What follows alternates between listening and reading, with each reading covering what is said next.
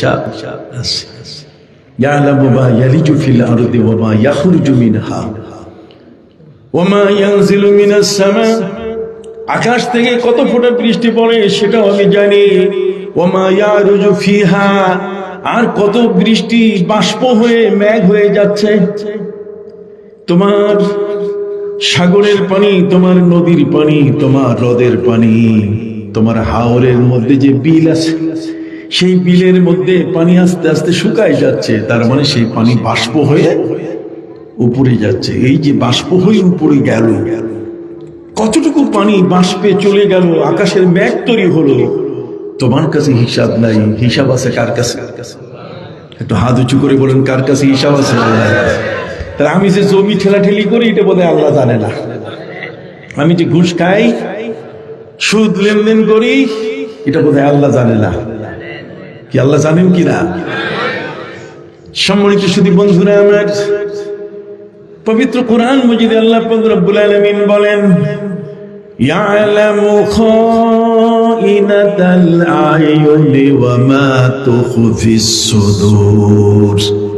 ইয়ালামু খাইনাতাল আয়ুন, অনেক সময় চোখের টিপ্পনি মারে না, কারোর সাথে কারো যদি কোনো সময় জমি নিয়ে ঠেলাঠেলি হয় তাহলে শক্তির পায়, এইটা লাগাই দে, এইটা বল।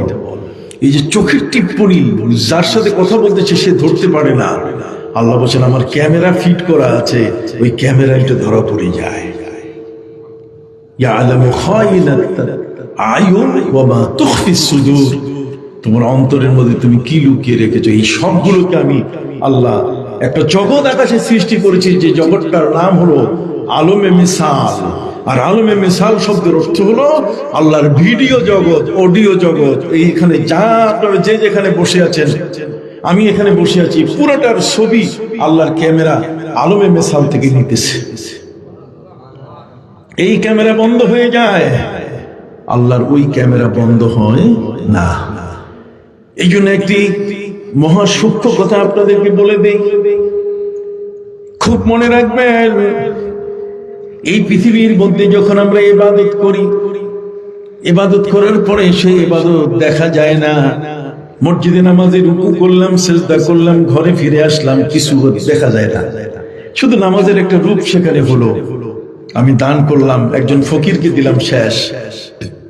কিন্তু আল্লাহর এমন ওলি আছেন, আপনার 360 অলির জমিনের মাটির মানুষ আপনারা, কি বলেন ঠিক কিনা? বাবা শাহজালাল ইয়ামানি সামাদ্দুম এখানে শুয়ে আছেন, শাহ কামাল শুয়ে আছেন, শাহ মুস্তাফা শুয়ে আছেন, সুবহানাল্লাহ বলেন। শাহ পরাণ শুয়ে আছেন ওই টিলাগড়ে। সম্মানিত শুধু 360 অলির দেশের মানুষ আপনারা, এই মাটি আপনার গায়ে লাগে, এই মাটি আপনার ফসল ফেলায়। সম্মানিত সুধী, আমি আপনাদেরকে বলি, আল্লাহর এমন কিছু অলি বান্দা আছে, নামাজ পড়লে পরে যখন নামাজ শেষ করেন, আকাশের দিকে তাকালে আলমে মিসাল যেখানে ভিডিও হচ্ছে, ওই আল্লাহর ওলি দেখতে পান, বুঝতে পারেন যে তার নামাজটার রূপটা কিভাবে আল্লাহ সেখানে তার রূপ দিয়ে সেখানে রেখে দিলেন। আপনি তাকের মধ্যে যেমন সাজাইয়া সাজাইয়া বই রাখেন, আপনার গ্লাস রাখেন, আপনার সরঞ্জামাদি রাখেন, আপনার প্রত্যেকটি ইবাদত আকাশে এক একটা ছবি হয়ে যাচ্ছে, একটা রূপ ধারণ করছে, রুকু সিজদার একটা রূপ কিয়ামতের ময়দানে। এগুলোকে নিয়ে ওয়া নাযাউল মাওয়াজিন আল কিসত, ইনসাফের পাল্লায় এগুলো রাখা হবে।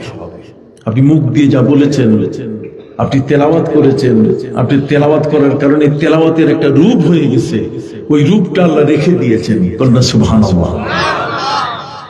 সম্মানিত সুধী বন্ধুরা আমার নবীকে প্রশ্ন করা হলো, হে নবী, রূহ কি জিনিস যেটা দিয়ে মানুষ চলাফেরা করে, উঠা বসা করে? নবী করিম সাল্লাল্লাহু আলাইহি ওয়াসাল্লাম বলেন যে রূহ হচ্ছে আল্লাহর আদেশ, আর আল্লাহর আদেশটা এটা রূপ ধারণ করে আমাদের দেহের ভিতরে প্রবেশ করে দেওয়া আছে। কেমন? যেমন আপনারা সবাই বলেন, এই যে একটা লোহা, এই লোহার মধ্যে যদি আমি আঙ্গুল দিয়ে এটাতে ঠেলতে চাই, তাহলে এটাকে ভেদ করা যাবে, ছিদ্র করা যাবে? আমি আঙ্গুল দিয়ে পারবো ছিদ্র করতে? কথা বলছেন না কেন? এই যে লোহাটা আমি কি ছিদ্র করতে পারবো? লোহা ছিদ্র করে আমার আঙ্গুল ঢুকাতে পারবো না। আমার নবী সাল্লাল্লাহু আলাইহি সাল্লাম তিনি বলেছেন, রূহটা এমন যেটা আল্লাহ দেহের ভিতরে ঢুকাই দেন। কেমন? যেমন আগুন কয়লার মধ্যে ঢুকে যায়, আগুন লোহার মধ্যে ঢুকে যায়। যখন আগুন ভাতিতে জ্বলে, কোন কামার যখন চুলার মধ্যে কি জ্বালায়? আগুন জ্বালায়। বলেন না, কামার যখন চুলার মধ্যে কি জ্বালায়? তখন লোহাটা যখন তার মধ্যে দেয়, তখন লোহাটার ভিতরে কি ঢুকে? আগুন প্রবেশ করে, লোহার রংটা আগুনের রং হয়ে যায়। কয়লা কালো, এটা একটা পাথর। এই পাথরের মধ্যে যদি আপনি আঙ্গুল ঢুকাতে চান পারবেন না, কিন্তু আগুন ঢুকাইতে চাইলে কি পারা যাবে? আগুন ঢুকাতে চাইলে পারা যাবে। অতএব রূহটা এমন একটা জিনিস যেটা আল্লাহ পাক রব্বুল আলামিন আমাদের দেহের মধ্যে কি ঢুকাই দিয়েছেন। এটা হাত পা সব জায়গায় ছড়ায় আছে। আমার এই রূহ আমার আঙ্গুলে আছে, আমার জিহ্বায় আছে, আমার চোখে আছে, আমার মাথায় আছে, আমার পায়ে আছে, আমার গোটা দেহের ভিতরে আছে। সুবহানাল্লাহ বলেন। যখন কোনো মানুষ মারা যায়, তখন সেই রূহটাকে ফেরেশতা তার দেহ থেকে খুলে ফেলে। তখন ওই মানুষটা নিথর নীরব হয়ে যায়। প্রিয় নবী সাল্লাল্লাহু আলাইহি ওয়াসাল্লামকে প্রশ্ন করা হয়েছে, হে নবী, আপনি বলেন তো, আকাশের যে চাঁদ, কথা বলেন না, এই আকাশের চাঁদ, এটার কালো দাগটা কিসের? প্রিয় নবী সাল্লাল্লাহু আলাইহি ওয়াসাল্লামকে তারা মনে করেছিল যে তার উত্তর দিতে পারবেন না। উনি আকাশের চাঁদ নিয়ে তো গবেষণা করেন নাই, ওই সময়কালের কোন ইউনিভার্সিটি নাই, কিন্তু ওরা জানে না এই পৃথিবীর মধ্যে সর্বশ্রেষ্ঠ ইউনিভার্সিটি আমার নবীজি কাবা ঘর থেকে মাত্র 300 গজ দূরে সাপা পাহাড়ের পাশে দারে আরকামে তিনি প্রতিষ্ঠা করেছিলেন কোরআনের ইউনিভার্সিটি। কিসের ইউনিভার্সিটি? কোরআনের ইউনিভার্সিটি নবীজি তৈরি করে দিয়েছিলেন। সে কোরআন ইউনিভার্সিটির তিনি ছিলেন চ্যান্সেলর। তিনি ছিলেন কি? চ্যান্সেলর। চ্যান্সেলর বুঝেন তো? আচার্য। তার মানে তিনি চ্যান্সেলর ছিলেন। এই কোরআনের ইউনিভার্সিটি সর্বপ্রথম তিনি করেন। কোরআন হচ্ছে মহাবিজ্ঞান গ্রন্থ, কোরআন হচ্ছে পৃথিবীর সমস্ত কিছুর একটি ফয়সালা গ্রন্থ। এটা আইন গ্রন্থ, এটা ব্যবসার গ্রন্থ, কথা বললা, এটা হচ্ছে সমাজ গড়ার গ্রন্থ, এটা হচ্ছে অর্থনীতির গ্রন্থ, এটা হচ্ছে সমাজনীতির গ্রন্থ, এটাতে আছে স্বরাষ্ট্রনীতি, পররাষ্ট্রনীতি, এটাতে আছে জীবন নীতি, এটা আছে পরিবার নীতি, ব্যক্তি নীতি, সব আছে এর ভিতরে। ভাইদের খেদমতে আরজ করতে চাই, মহাগ্রন্থের মধ্যে, মহাগ্রন্থাল কোরআনের মধ্যে কোনো কিছু বাকি নাই। একটা ইউনিভার্সিটিতে আপনি যাবেন, ইউনিভার্সিটিতে সেখানে হাজার হাজার ছাত্র, মনে করুন ঢাকা ইউনিভার্সিটিতে সেখানে প্রায় 40,000 ছাত্র লেখাপড়া করছে। এই 40,000 ছাত্রের মধ্যে যে সাবজেক্ট গুলো দেওয়া আছে, এই সাবজেক্ট ওয়ারি ছাত্ররা সেখানে ভর্তি হয়েছে। কোনোটাতে ফার্স্ট ইয়ার সেকেন্ড ইয়ার মিলে কোথাও 200, কোথাও 300, কি বলে ঠিক কিনা? সম্মানিত শুধু তারা সাবজেক্ট নির্ধারণ করছে।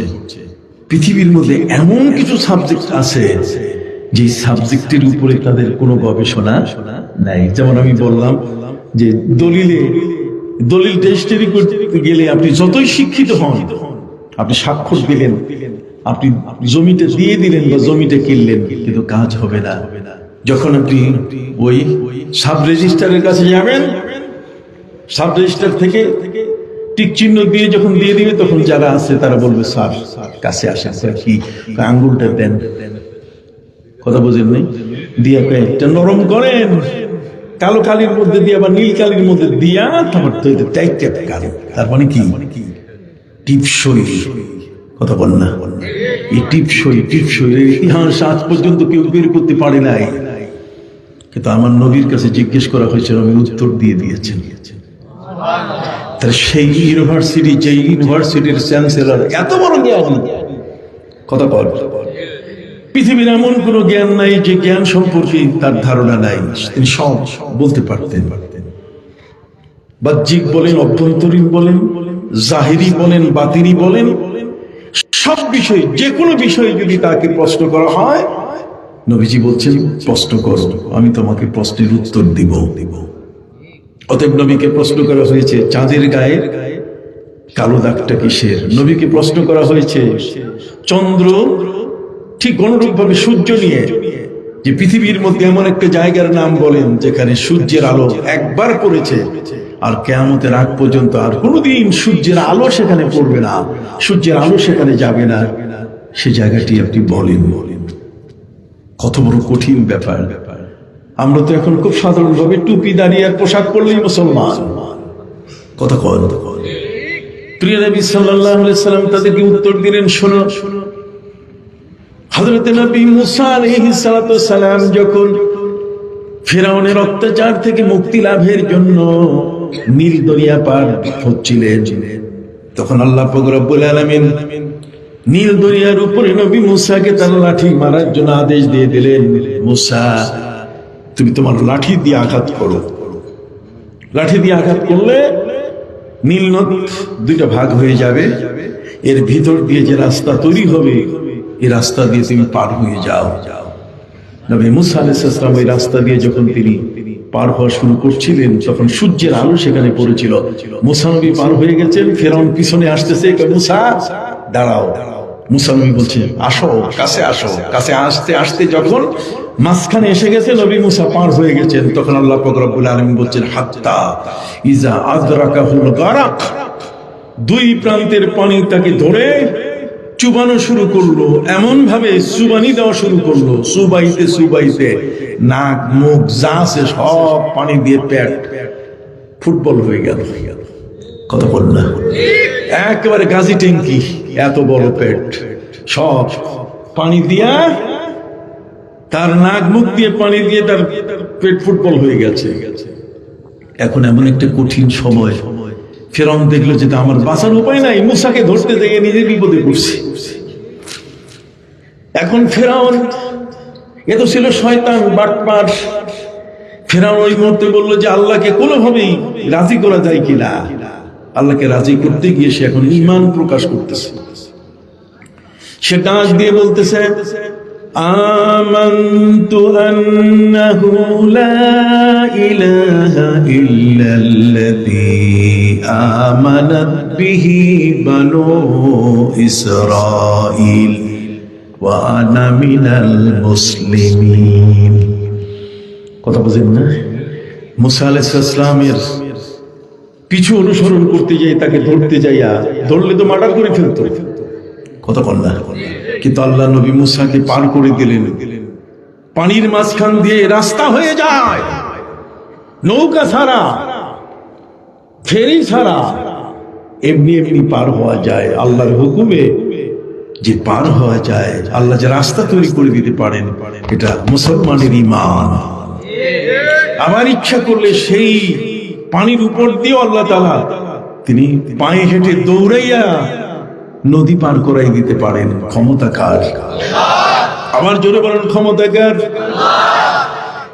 সিরিয়ার পাশের যে নদী, সেই নদীটার নাম হলো দাজলা নদী, সেটার নাম হলো টাইগ্রিস নদী। টাইগ্রিস নদী হলো সিরিয়ার পাশে। পৃথিবীর যত বড় বড় শহর আছে তার পাশে নদী আছে। কথা বলেন, যেমন চিটাগাং, চিটাগাং শহরের পাশে যে নদীটা আছে সেটার নাম হলো কর্ণফুলী। ঢাকার রাজধানীর পাশে যে নদী সেটার নাম বুড়িগঙ্গা। খুলনা শহরের পাশে যে নদী সেটা হলো রূপসা। ঠিক এমনি করে এই সিলেটের পাশে যে নদী সেটা হলো সুরমা। ওইটা হলো রূপসা, এটা কি সুরমা। আর রাজশাহীর পাশে যে নদী শহরের সাথে, সেটা হলো পদ্মা নদী। কতক্ষণ না? সম্মানিত সুধী, আপনাদের খেদমতে আরজ করতে চাই, আপনাদের এই ফেঞ্চুগঞ্জের পাশে যে নদীটা সেটা হলো কুশিয়ারা, তাই না? এটা কি কুশিয়ারা? আমি তো জানি, আমার তো সারা পৃথিবী বিচরণ করা, মাত্র কয়েকটা নাম আপনাদেরকে বললাম। সিরিয়া একটা দেশ, যার দেশের যিনি কিছুদিন আগে রাষ্ট্রপ্রধান ছিলেন আসাদ পালিয়ে গেল। সেই সিরিয়ার পাশে যে নদী সেটার নাম হলো টাইগ্রিস নদী, এটার নাম হলো দাজলা নদী। সিরিয়ায় যখন মুসলমানদের উপর অত্যাচার হচ্ছে নবীর যুগের ওই সময়কালে, তখন মুসলমানরা মদিনায় বসে নবীর